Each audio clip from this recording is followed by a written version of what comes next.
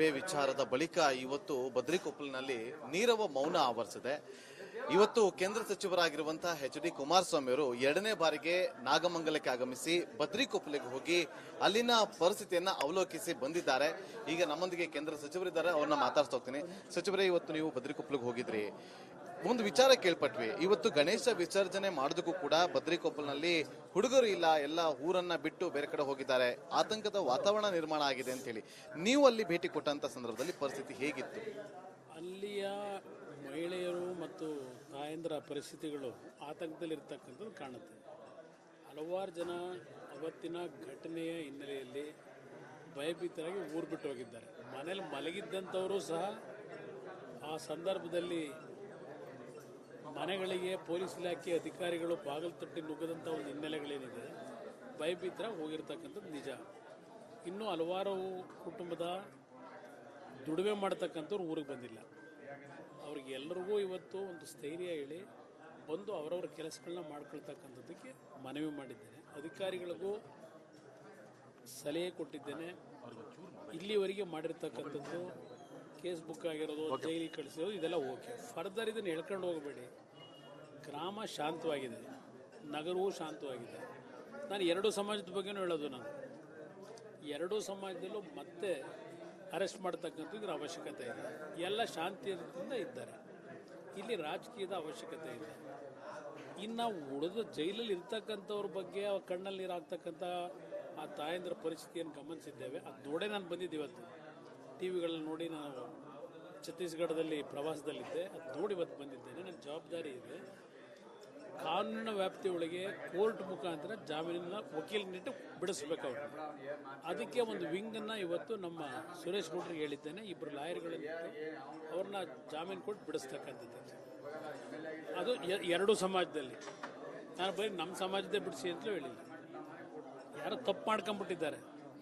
ಈಗ ತಪ್ಪನ್ನ ಇದನ್ನು ಮತ್ತಿನ್ನು ಹೇಳ್ಕೊಂಡು ಹೋಗೋದು ಬೇಡ ಅನ್ನೋದು ನನ್ನ ಅಭಿಪ್ರಾಯ. ಆ ನಿಟ್ಟಿನಲ್ಲಿ ಒಂದು ಕೆಲವು ತೀರ್ಮಾನಗಳು ಒಂದು ಶಾಂತಿ ನೆಲೆಸ್ತಕ್ಕಂಥ ನಿಟ್ಟಲ್ಲಿ ಆಗಲಿ ಅಂತಕ್ಕಂಥದ್ದನ್ನು ಸಲಹೆ ಕೊಟ್ಟಿದ್ದೆ. ಈಗ ತನಿಖೆ ನಡೀತಾ ಇದೆ ಒಂದು ಕಡೆ, ಮತ್ತೊಂದು ಕಡೆ ತನಿಖೆ ಮಾಡಿ ಏನು ಮಾಡ್ತೀರಿ?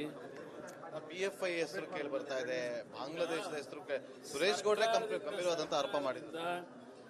ತನಿಖೆಗಳು ಎಷ್ಟರ ಮಟ್ಟಿಗೆ ನಡೀತದೆ ಅಂತಕ್ಕಂಥದ್ದು ನನಗೆ ಚರ್ಚೆ ಮಾಡೋಕ್ಕೆ ಹೋಗಲ್ಲ. ತನಿಖೆ ಅವ್ರು ಏನು ಬೇಕೋ ಮಾಡಲಿ. ತನಿಖೆ ಮಾಡ್ತಕ್ಕಂಥವ್ರ ಬಗ್ಗೆನೂ ನಾನು ಲಘುವಾಗಿ ಮಾತಾಡೋದು ಬೇಡ.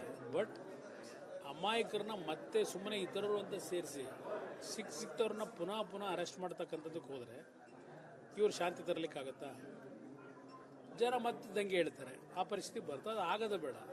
ಪೀಸ್ಫುಲ್ಲಾಗಿ ಈಗ ಆಗಿದ್ರೆ ಶಾಂತಿ ಸಭೆ ಯಾಕೆ ಮಾಡಿದ್ರು ಜಿಲ್ಲಾ ಉಸ್ತುವಾರಿ ಸಚಿವರು? ಶಾಂತಿ ಸಭೆ ಮಾಡಿದ ಉದ್ದೇಶ ಏನು? ಶಾಂತಿ ಸಭೆ ಆದಮೇಲೆ ಶಾಂತಿಯಿಂದ ಇರಬೇಕು ತಾನೇ? ಎಲ್ಲ ಇದಾರಲ್ವಾ? ಇಲ್ಲ ಶಾಂತಿಯಿಂದ ಇಲ್ವಾ ಈಗ ಜನ? ಮತ್ತೆ ಯಾಕೆ ಪ್ರೆಸ್ ಮೀಟ್ ಮಾಡಬೇಕು? ಪೊಲೀಸ್ ಇಲಾಖೆಯವರು ಮತ್ತೆ ಬರೋದು, ಅರೆಸ್ಟ್ ಮಾಡೋದು, ಇವೆಲ್ಲ ಅವಶ್ಯಕತೆ ಇದೆಯಾ? ಇದು ನನ್ನ ಪ್ರಶ್ನೆ. ಇವತ್ತು ಸರ್ಕಾರ ಓಲೈಕೆ ರಾಜಕಾರಣ ಮಾಡ್ತಾ ಇದೆಯಾ? ಹಾಗಾದ್ರೆ ಇದೆಲ್ಲ ಚರ್ಚೆ ಆಗೋಗಿದೆ. ಯಾವ ಥರ ನಡೀತಾ ಇದೆ ಈ ಸರ್ಕಾರದಲ್ಲಿ. ಇವತ್ತು ನಾನು ನೋಡಿದೆ, ಶೋಭಾ ಕರಂದ್ಲಾಜೆ ಅವರು ಅಶೋಕ್ ಅವ್ರ ಮೇಲೆ FIR ಹಾಕಿರ್ತಕ್ಕಂಥದ್ದು. ಈಗ ಅಲ್ಲಿ ನೋಡಿದೆ, ಅದನ್ನು ಶೋಭಾ ಕರಂದ್ಲಾಜೆ ಅವ್ರದ್ದು FIR ನೋಡಿದೆ. ಒಬ್ಬ ನಮ್ಮ ಗೂಢಾಚಾರ ಇಲಾಖೆಗೆ ಸೇರಿರ್ತಕ್ಕಂಥವನು. ನನ್ನನ್ನು ಇಲ್ಲಿಗೆ ಹಾಕಿದ್ದಾರೆ. ನಾನು ಬೇರೆ ಬೇರೆ ಕಡೆ ಮಾಹಿತಿಗಳನ್ನು ಪಡೆದು ಸರ್ಕಾರ ಕೊಡ್ತೀನಿ. ಇಲ್ಲಿ ಈ ಒಂದು ನಾಗಮಂಗಲದಲ್ಲಿ ಶೋಭಾ ಕರಂದ್ಲಾಜೆ ಅವರು ಬಂದು, ಕೇಂದ್ರದ ಒಬ್ಬರು ಮಂತ್ರಿಗಳು ಬಂದು ಈ ರೀತಿ ಹೇಳಿಕೆಗಳು ಕೊಟ್ಟು ಮತ್ತೆ ಗಲಭೆಗೆ ಕಾರಣ ಆಗ್ತಕ್ಕಂಥದ್ದು ಇದೆಲ್ಲ ಇದೆ, ಸುಳ್ಳು ಪೋಸ್ಟ್ ಮಾಡಿದ್ದಾರೆ ಅಂತ ಹೇಳಿ, ಮಾಹಿತಿಗಳಿದೆ ಅಂತ ಹೇಳಿ ಒಂದು ಮಾಹಿತಿ ಕೊಟ್ಟು ಒಂದು FIR ಹಾಕಿದ್ದಾರೆ. ಹಾಗಿದ್ರೆ ಅಡ್ವಾನ್ಸ್ ಆಗಿ ಇಲ್ಲಿ ಒಬ್ಬ ಇಂಟೆಲಿಜೆನ್ಸಿಂದ ಒಬ್ಬ ವ್ಯಕ್ತಿಯನ್ನು ಅಲ್ಲಿ ನೇಮಕ ಮಾಡಿದ ಮೇಲೆ ಪ್ರಶ್ನೆಗಿಂತ ಮುಂಚೆ, ವಿಸರ್ಜನೆ ಮಾಡೋದಕ್ಕಿಂತ ಮುಂಚೆ ಪ್ರಶ್ನೆ ಹೊರಟ್ರಲ್ಲ, ಅದರ ಮಾಹಿತಿಗಳು ಸರ್ಕಾರಕ್ಕೆ ಕೊಡಲಿಲ್ವಾ ಗೂಢಾಚಾರ ಇಲಾಖೆಯ ವ್ಯಕ್ತಿ? ಇದೇನಿದು ಅಂತ ಕರಿಬೇಕು? ಈ ಥರ FIRಗಳು ಹಾಕಿದ್ರೆ ನಿಮ್ಮಲ್ಲೇ ದೋಷಗಳಿದೆ. ನೀವೇ ಹೇಳ್ತಾ ಇದ್ದೀರಿ FIRನಲ್ಲೀಗ ಇಂಟೆಲಿಜೆನ್ಸಿಂದ ನನ್ನ ಹಾಕಿದ್ದಾರೆ, ಇಲ್ಲಿ ಪ್ರತಿಯೊಂದು ಮಿನಿಟ್ ಟು ಮಿನಿಟ್ ನಮಗೆ ಮಾಹಿತಿ ಕೊಡ್ತಕ್ಕಂಥದ್ದು ನಮ್ಮ ಜವಾಬ್ದಾರಿ ಇದೆ ಅಂತ ಹೇಳಿ. ಹಾಗಿದ್ರೆ ಮಿನಿಟ್ ಟು ಮಿನಿಟ್ ಏನು ಜವಾಬ್ದಾರಿ ಕೊಟ್ಟ ಪ್ರಶ್ನೆಯಲ್ಲಿ? ಯಾಕಿಂತ ಘಟನೆ ನಡೀತು? ಅದರ ಮೇಲೆ FIR ಇವತ್ತೇನು ಹಾಕಿದ್ದಾರೆ ಕೇಂದ್ರ ಸಚಿವರಿಗೆ? ಇವ್ರಿಗೆ ಎಲ್ಲಿಗೆ ಹೋಗಬೇಕು ಅಂತ ಸರ್ಕಾರ ತೀರ್ಮಾನ ಮಾಡಿದೆ ಅನ್ನೋದು ಇಲ್ಲಿ ಮುಖ್ಯ. ಸರ್, ಕಳೆದ ಬಾರಿ ನೀವು ಪತ್ರಿಕಾಗೋಷ್ಠಿ ಮಾಡಿದಾಗ ನೀವೊಂದು ಮಾತು ಹೇಳಿದ್ರಿ, ಈ ಹಿಂದೆ ಪಾಟೀಲ್ ಅವರನ್ನ ಇಳಿಸುವ ರೀತಿಯಲ್ಲಿ ಇಲ್ಲೂ ಕೂಡ ಅದೇ ರೀತಿಯಾಗಿ ಸಿದ್ದರಾಮಯ್ಯ ಅವರನ್ನ ಇಳಿಸುವ ನಿಟ್ಟಿನಲ್ಲಿ ಒಂದು ಕೆಲಸ ಮಾಡಿದೆ ಒಂದು ವರ್ಗ ಅಂತೇಳಿ ಈಗಲೂ ಸ್ಟ್ಯಾಂಡ್ ಆಗ್ತೀರಾ? ನಾನು ಹೇಳೋದಲ್ಲ ಬ್ರದರ್, ಪ್ರತಿನಿತ್ಯ ಸಿದ್ದರಾಮಯ್ಯ ಕಳೆದ 2 ತಿಂಗಳಿಂದ ಏನು ಹೇಳ್ತಾ ಇದ್ದಾರೆ? ಹೋದ ಕಡೆ ಇಲ್ಲ, ಗದಗ್ ಹೋಗಲಿ, ಬೆಳಗಾವಿಗೆ ಹೋಗಲಿ, ಬೆಂಗಳೂರಿನಲ್ಲಿ ಮಾತಾಡಲಿ, ಇವತ್ತು ಸಂಗೊಳ್ಳಿ ರಾಯಣ್ಣನ ಸ್ಟೋರಿ ಹೇಳ್ತಾ ಇದ್ದಾರೆ. ಸಂಗೊಳ್ಳಿ ರಾಯಣ್ಣನ ಹಿಡ್ಕೊಟ್ಟವರು ಬ್ರಿಟಿಷ್ನರಿಗೆ ನಮ್ಮವರೇ ಹಿಡ್ಕೊಟ್ಟರು. ಸಂಗೊಳ್ಳಿ ರಾಯಣ್ಣ ಸಾವಿಗೆ ನಮ್ಮವರೇ ಕಾರಣ. ಇದೆಲ್ಲವನ್ನ ಪ್ರತಿನಿತ್ಯ ಹೇಳ್ತಾವ್ರಲ್ವಾ? ಈಗ ಅದನ್ನ ಹೋಲಿಕೆ ಮಾಡ್ಕೊಂಡು ನನಗೂ ಸಹ ಕೇಂದ್ರ ಸಚಿವರಾಗಿರುವಂತಹ ಎಚ್.ಡಿ. ಕುಮಾರಸ್ವಾಮಿ ಅವರು 2ನೇ ಬಾರಿಗೆ ನಾಗಮಂಗಲಕ್ಕೆ ಆಗಮಿಸಿ ಬದ್ರಿಕೊಪ್ಪಲಿಗೆ ಹೋಗಿ ಅಲ್ಲಿನ ಪರಿಸ್ಥಿತಿಯನ್ನ ಅವಲೋಕಿಸಿ ಬಂದಿದ್ದಾರೆ. ಈಗ ನಮ್ಮೊಂದಿಗೆ ಕೇಂದ್ರ ಸಚಿವರಿದ್ದಾರೆ, ಅವ್ರನ್ನ ಮಾತಾಡ್ತಾ ಹೋಗ್ತೀನಿ. ಸಚಿವರೇ, ಇವತ್ತು ನೀವು ಬದ್ರಿಕೊಪ್ಪಲಿಗೆ ಹೋಗಿದ್ರಿ, ಒಂದು ವಿಚಾರ ಕೇಳ್ಪಟ್ವಿ. ಇವತ್ತು ಗಣೇಶ ವಿಸರ್ಜನೆ ಮಾಡೋದಕ್ಕೂ ಕೂಡ ಬದ್ರಿಕೊಪ್ಪಲಿನಲ್ಲಿ ಹುಡುಗರು ಇಲ್ಲ, ಎಲ್ಲ ಊರನ್ನ ಬಿಟ್ಟು ಬೇರೆ ಕಡೆ ಹೋಗಿದ್ದಾರೆ, ಆತಂಕದ ವಾತಾವರಣ ನಿರ್ಮಾಣ ಆಗಿದೆ ಅಂತ ಹೇಳಿ ನೀವು ಅಲ್ಲಿ ಭೇಟಿ ಕೊಟ್ಟಂತ ಸಂದರ್ಭದಲ್ಲಿ ಪರಿಸ್ಥಿತಿ ಹೇಗಿತ್ತು? ಅಲ್ಲಿಯ ಮಹಿಳೆಯರು ಮತ್ತು ತಾಯಂದಿರ ಪರಿಸ್ಥಿತಿಗಳು ಆತಂಕದಲ್ಲಿರ್ತಕ್ಕಂಥದ್ದು ಕಾಣುತ್ತೆ. ಹಲವಾರು ಜನ ಅವತ್ತಿನ ಘಟನೆಯ ಹಿನ್ನೆಲೆಯಲ್ಲಿ ಭಯಭೀತರಾಗಿ ಊರು ಬಿಟ್ಟು ಹೋಗಿದ್ದಾರೆ. ಮನೇಲಿ ಮಲಗಿದ್ದಂಥವರು ಸಹ ಆ ಸಂದರ್ಭದಲ್ಲಿ ಮನೆಗಳಿಗೆ ಪೊಲೀಸ್ ಇಲಾಖೆ ಅಧಿಕಾರಿಗಳು ಬಾಗಿಲು ತಟ್ಟಿ ನುಗ್ಗದಂಥ ಒಂದು ಹಿನ್ನೆಲೆಗಳೇನಿದೆ, ಭಯಭೀತರಾಗಿ ಹೋಗಿರ್ತಕ್ಕಂಥದ್ದು ನಿಜ. ಇನ್ನೂ ಹಲವಾರು ಕುಟುಂಬದ ದುಡಿಮೆ ಮಾಡ್ತಕ್ಕಂಥವ್ರು ಊರಿಗೆ ಬಂದಿಲ್ಲ. ಅವ್ರಿಗೆ ಎಲ್ಲರಿಗೂ ಇವತ್ತು ಒಂದು ಸ್ಥೈರ್ಯ ಹೇಳಿ ಬಂದು ಅವರವರ ಕೆಲಸಗಳನ್ನ ಮಾಡ್ಕೊಳ್ತಕ್ಕಂಥದ್ದಕ್ಕೆ ಮನವಿ ಮಾಡಿದ್ದೇನೆ. ಅಧಿಕಾರಿಗಳಿಗೂ ಸಲಹೆ ಕೊಟ್ಟಿದ್ದೇನೆ.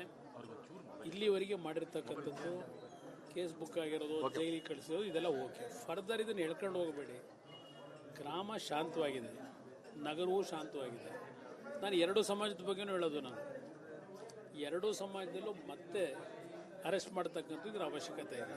ಎಲ್ಲ ಶಾಂತಿಯಿಂದ ಇದ್ದಾರೆ. ಇಲ್ಲಿ ರಾಜಕೀಯದ ಅವಶ್ಯಕತೆ ಇದೆ.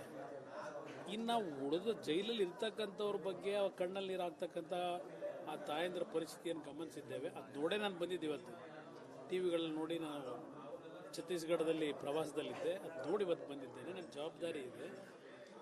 ಕಾನೂನಿನ ವ್ಯಾಪ್ತಿಯೊಳಗೆ ಕೋರ್ಟ್ ಮುಖಾಂತರ ಜಾಮೀನಿನ ವಕೀಲನಿಟ್ಟು ಬಿಡಿಸ್ಬೇಕು ಅವರು. ಅದಕ್ಕೆ ಒಂದು ವಿಂಗನ್ನು ಇವತ್ತು ನಮ್ಮ ಸುರೇಶ್ ಗೌಡ್ರಿಗೆ ಹೇಳಿದ್ದೇನೆ. 2 ಲಾಯರ್ಗಳನ್ನು ಅವ್ರನ್ನ ಜಾಮೀನು ಕೊಟ್ಟು ಬಿಡಿಸ್ತಕ್ಕಂಥದ್ದು. ಅದು 2 ಸಮಾಜದಲ್ಲಿ. ನಾನು ಬರೀ ನಮ್ಮ ಸಮಾಜದೇ ಬಿಡಿಸಿ ಅಂತಲೂ ಹೇಳಿಲ್ಲ. ಯಾರೋ ತಪ್ಪು ಮಾಡ್ಕೊಂಡ್ಬಿಟ್ಟಿದ್ದಾರೆ. ಈಗ ತಪ್ಪನ್ನ ಇದನ್ನು ಮತ್ತಿನ್ನು ಹೇಳ್ಕೊಂಡು ಹೋಗೋದು ಬೇಡ ಅನ್ನೋದು ನನ್ನ ಅಭಿಪ್ರಾಯ. ಆ ನಿಟ್ಟಿನಲ್ಲಿ ಒಂದು ಕೆಲವು ತೀರ್ಮಾನಗಳು ಒಂದು ಶಾಂತಿ ನೆಲೆಸ್ತಕ್ಕಂಥ ನಿಟ್ಟಲ್ಲಿ ಆಗಲಿ ಅಂತಕ್ಕಂಥದ್ದನ್ನು ಸಲಹೆ ಕೊಟ್ಟಿದ್ದಾರೆ. ಈಗ ತನಿಖೆ ನಡೀತಾ ಇದೆ ಒಂದು ಕಡೆ, ಮತ್ತೊಂದು ಕಡೆ ತನಿಖೆ ಮಾಡಿ ಏನು ಮಾಡ್ತೀರಿ? PFI ಹೆಸರು ಕೇಳಿ ಬರ್ತಾ ಇದೆ, ಬಾಂಗ್ಲಾದೇಶದ ಹೆಸರು ಸುರೇಶ್ ಗೌಡ್ರೆ ಗಂಭೀರವಾದಂತಹ ಆರೋಪ ಮಾಡಿದ್ದಾರೆ. ತನಿಖೆಗಳು ಎಷ್ಟು ಮಟ್ಟಿಗೆ ನಡೀತದೆ ಅಂತಕ್ಕಂಥದ್ದು ನನಗೆ ಚರ್ಚೆ ಮಾಡೋಕ್ಕೆ ಹೋಗಲ್ಲ. ತನಿಖೆ ಅವ್ರು ಏನು ಬೇಕೋ ಮಾಡಲಿ. ತನಿಖೆ ಮಾಡ್ತಕ್ಕಂಥವ್ರ ಬಗ್ಗೆ ಮಾತಾಡೋದು ಬೇಡ. ಬಟ್ ಅಮಾಯಕರನ್ನ ಮತ್ತೆ ಸುಮ್ಮನೆ ಇತರರು ಅಂತ ಸೇರಿಸಿ ಸಿಕ್ತವ್ರನ್ನ ಪುನಃ ಅರೆಸ್ಟ್ ಮಾಡ್ತಕ್ಕಂಥದ್ದಕ್ಕೆ ಹೋದರೆ ಇವ್ರು ಶಾಂತಿ ತರಲಿಕ್ಕಾಗತ್ತಾ? ಜನ ಮತ್ತೆ ದಂಗೆ ಹೇಳ್ತಾರೆ. ಆ ಪರಿಸ್ಥಿತಿ ಬರ್ತದೆ. ಅದು ಆಗೋದು ಬೇಡ. ಪೀಸ್ಫುಲ್ಲಾಗಿ ಈಗ ಆಗಿದ್ರೆ ಶಾಂತಿ ಸಭೆ ಯಾಕೆ ಮಾಡಿದ್ರು ಜಿಲ್ಲಾ ಉಸ್ತುವಾರಿ ಸಚಿವರು? ಶಾಂತಿ ಸಭೆ ಮಾಡಿದ ಉದ್ದೇಶ ಏನು? ಶಾಂತಿ ಸಭೆ ಆದಮೇಲೆ ಶಾಂತಿಯಿಂದ ಇರಬೇಕು ತಾನೇ? ಎಲ್ಲ ಇದಾರಲ್ವಾ? ಇಲ್ಲ ಶಾಂತಿಯಿಂದ ಇಲ್ವಾ ಈಗ ಜನ?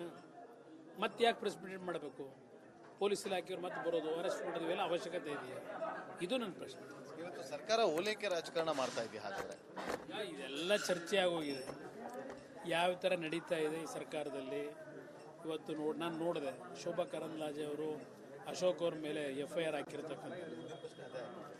ಈಗ ಅಲ್ಲಿ ನೋಡಿದೆ, ಅದನ್ನು ಶೋಭಾ ಕರಂದ್ಲಾಜೆ ಅವ್ರದ್ದು FIR ನೋಡಿದೆ.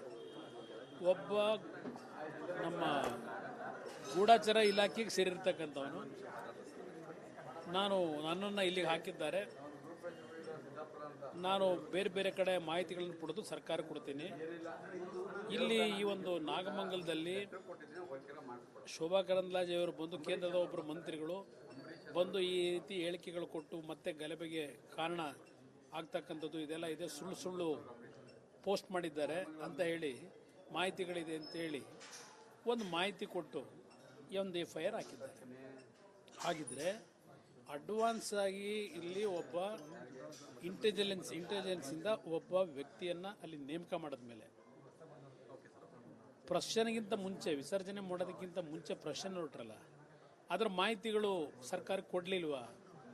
ಗೂಢಚರ ಇಲಾಖೆಯ ವ್ಯಕ್ತಿ ಇದೇನಿದು ಅಂತ ಕರಿಬೇಕು? ಈ ಥರ FIR ಹಾಕಿದ್ರೆ ನಿಮ್ಮಲ್ಲೇ ದೋಷಗಳಿದೆ. ನೀವೇ ಹೇಳ್ತಾ ಇದ್ದೀರಿ FIRನಲ್ಲೀಗ ಇಂಟೆಲಿಜೆನ್ಸಿಂದ ನಾನು ಹಾಕಿದ್ದಾರೆ, ಇಲ್ಲಿ ಪ್ರತಿಯೊಂದು ಮಿನಿಟ್ ಟು ಮಿನಿಟ್ ನಮಗೆ ಮಾಹಿತಿ ಕೊಡ್ತಕ್ಕಂಥದ್ದು ನಮ್ಮ ಜವಾಬ್ದಾರಿ ಇದೆ ಅಂತ ಹೇಳಿ. ಹಾಗಿದ್ರೆ ಮಿನಿಟ್ ಟು ಮಿನಿಟ್ ಏನು ಜವಾಬ್ದಾರಿ ಕೊಟ್ಟ ಪ್ರಶ್ನೆಯಲ್ಲಿ? ಯಾಕಿಂತ ಘಟನೆ ನಡೀತು? ಅದರ ಮೇಲೆ FIR ಇವತ್ತೇನು ಹಾಕಿದ್ದಾರೆ ಕೇಂದ್ರ ಸಚಿವರಿಗೆ, ಇವ್ರಿಗೆ ಎಲ್ಲಿಗೆ ಹೋಗಬೇಕು ಅಂತ ಸರ್ಕಾರ ತೀರ್ಮಾನ ಮಾಡಿದೆ ಅನ್ನೋದು ಇಲ್ಲಿ ಮುಖ್ಯ. ಸರ್, ಕಳೆದ ಬಾರಿ ನೀವು ಪತ್ರಿಕಾಗೋಷ್ಠಿ ಮಾಡಿದಾಗ ನೀವೊಂದು ಮಾತು ಹೇಳಿದ್ರಿ,